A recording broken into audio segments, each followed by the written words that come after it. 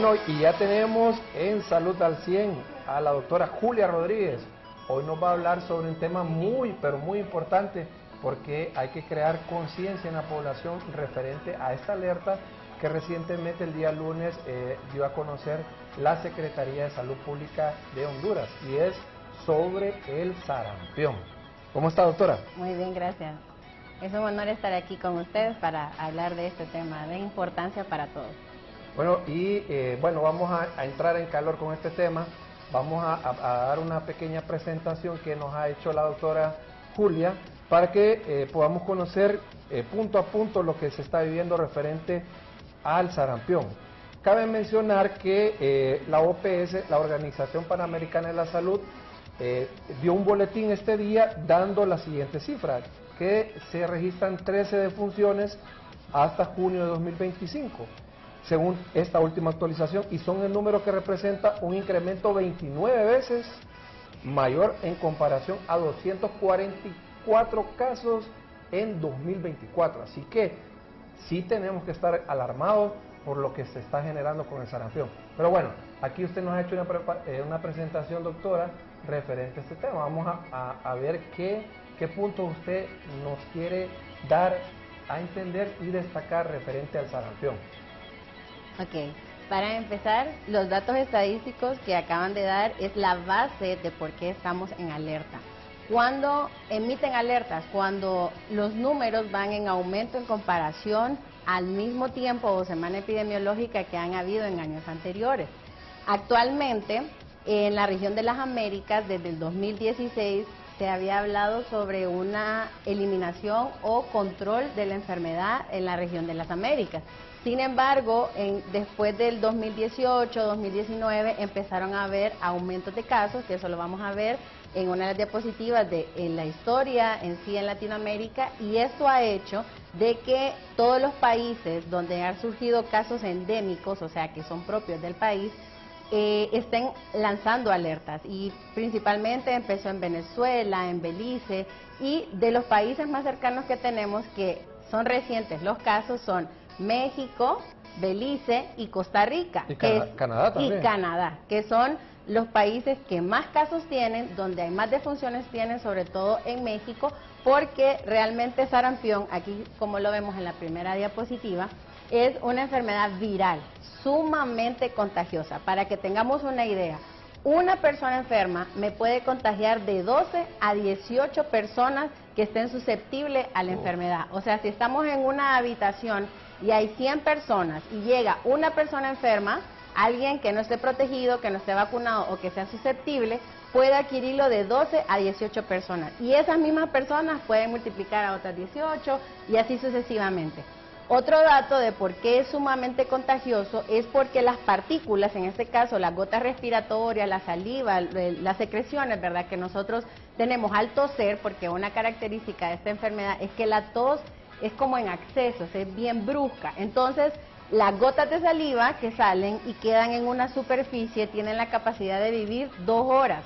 Entonces, si usted estornudó en esta habitación, por ejemplo, y entra otra persona y no se limpió la superficie y usted lo tocó y después tuvo contacto con usted, ya lo contagió. Entonces, por eso es que esta enfermedad es sumamente contagiosa. ¿Cuál es otra característica? Es que la fiebre de esta enfermedad es de difícil manejo. O sea, no estamos hablando de una fiebre de 38, no. Fiebres que a veces llegan hasta hipertermia, ¿verdad? A veces a estos pacientes hay que colocarles 3 antipiréticos porque no se puede controlar ni con medios físicos. Entonces, característica principal es que tiene fiebres bien altas. La tos, que ya la hemos descrito, hay secreción nasal abundante, puede dar conjuntivitis y hay una erupción. Es un exantema característico de sarampión que podemos verlo en la primera imagen. Una también de las lesiones patognomónicas que decimos en medicina, o sea que es esta enfermedad, es que en la boca aparecen unas manchitas que se llaman manchas de Koplik, que son como manchas azul blanco que aparecen en la mucosa. Generalmente a nosotros en medicina nos dicen búsquelo en la parte de los molares, pero se ha visto en casos, sobre todo en México, que han descrito casos en niños, que aparece en cualquier parte de la boca, ¿verdad? Y una de las características es que esas manchas o ese exantema que aparecen en el cuerpo maculopapular, que esa es la característica, empieza de arriba para abajo. Y anteriormente no se habían descrito como que lesionara manos y palmas y plantas, pero en los nuevos casos sí se ve que puede lesionar cualquier parte del cuerpo. Entonces la característica es que empieza de arriba para abajo, empiezan a aparecer estas manchas en la boquita y exactamente cuando desaparecen estas manchas en la boca empieza ese eritema en todo el cuerpo. Bueno, vamos a poner una filmina ahí, Chan, porfa, donde sale alerta epidemiológica 2025, porque aquí ya está un cuadro de resumen, usted nos ha hablado, pero esto sí me interesa mucho. Ok, lo que hablábamos anteriormente, ¿cuál era la historia reciente en América Latina? Como les comenté, en 2016 habíamos controlado la enfermedad con la vacunación, había una cobertura del más del 90%, la gente se estaba vacunando. ¿Qué pasó después? Entraron movimientos antivacunas, información, ¿verdad?, que no está basada en evidencia y la gente pues dejó de vacunar. Entonces, en 2018 y 2019 empiezan estos grandes brotes en Venezuela y en Brasil. Posteriormente empiezan casos importados, o sea, de gente que viajó de estas zonas y trajo el virus a su país, en este caso Perú, Colombia, Argentina y Bolivia, que han sido las alertas que han emitido desde 2022 a 2024. ¿Cuáles son las causas? La gente que viaja, que no está vacunada, y esa cobertura ineficiente tal vez de vacunación que deberían de tener las personas a esa edad. Posteriormente, en esta alerta, que fue lo que despertó la curiosidad en todos, es que para abril de este año habían como 2.300 a 2.500 casos aproximadamente de casos de sarampión confirmados. O sea, cuando hablamos de confirmados es que ya se hizo una prueba serológica y se hizo una PCR de secreción para saber que está positivo. Entonces, estos casos confirmados, como lo vemos aquí, fueron más que todo en Belice, Costa Rica y en México. México es el país que más casos cercanos, por decir, países cercanos que más casos tiene. Le gana Canadá, la verdad. Pero en Costa Rica tenemos un caso y en Belice tenemos, pues, si no me equivoco, tenemos como 20 casos aproximadamente. Entonces, por eso la OPS emitió la alerta y la Secretaría de Salud también, porque estamos hablando Belice, Costa Rica. Sí, México. México. Canadá. Países donde, a Estados Unidos también, donde nosotros viajamos a veces de vacaciones, hacemos interacciones académicas, ¿verdad? Entonces, creo que por eso la alerta en este momento está siendo muy importante, porque la única manera en que nosotros nos podamos cuidar es que sepamos cómo cuidarnos, y en este caso es siguiendo las indicaciones de la Secretaría de Salud. Bueno, y a continuación vamos a poner cuándo fue el último caso de sarampión en Honduras. Sí. Y este caso fue en 1997, ¿verdad? Sí, porque la vacunación inició en 1994. Entonces, nuestro último caso de sarampión registrado en Honduras fue en 1997. Desde entonces, no hemos vuelto a tener casos sospechosos ni tampoco casos confirmados. Entonces, por decirlo así, en Honduras hemos tenido controlada la enfermedad. ¿Ok?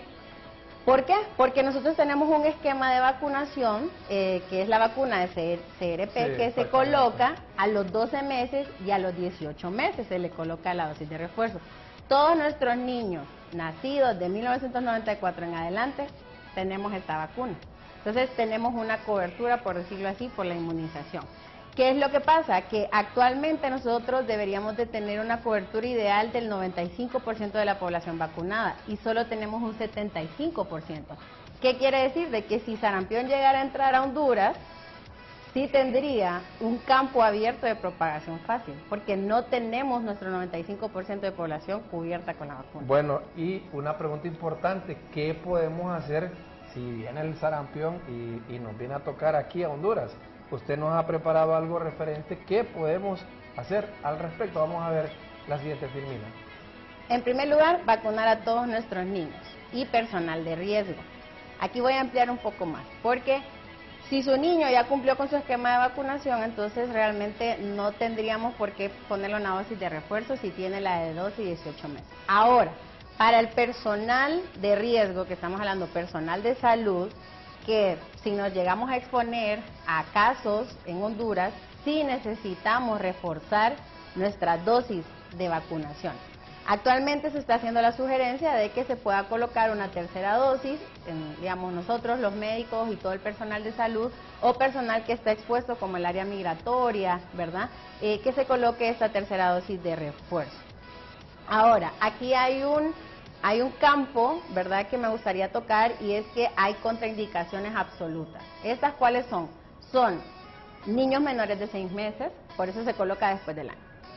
Personas que tienen su sistema inmunológico comprometido, por ejemplo, personas con cáncer, ¿verdad?, con VIH. ¿Qué puede hacer la gente que está alrededor de estas personas? Vacunarse, para que puedan proteger al que no se puede vacunar.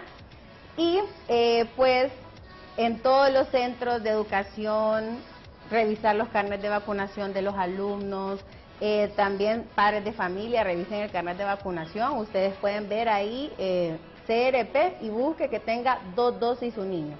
Educar a todos los padres y cuidadores también de lugares de guardería que si miran características como estas, deben de notificar el caso para estudio. ¿Por qué?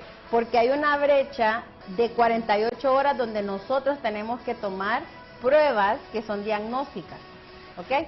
Entonces, tenemos que estar atentos a los datos o los síntomas que expliqué en la primera diapositiva que nos pueden sospechar sarampión.